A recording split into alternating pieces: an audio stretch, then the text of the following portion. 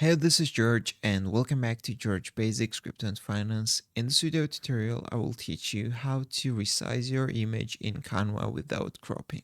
So you need to open your design in Canva, and then when you click your image, you will see these four corners with little circles. So you need to click any of these circles with your mouse and you need to slide it towards the opposite side, guys, for example like this. And as you can see, the size of the image is changing, guys. You can make it a little bigger, a little smaller, guys.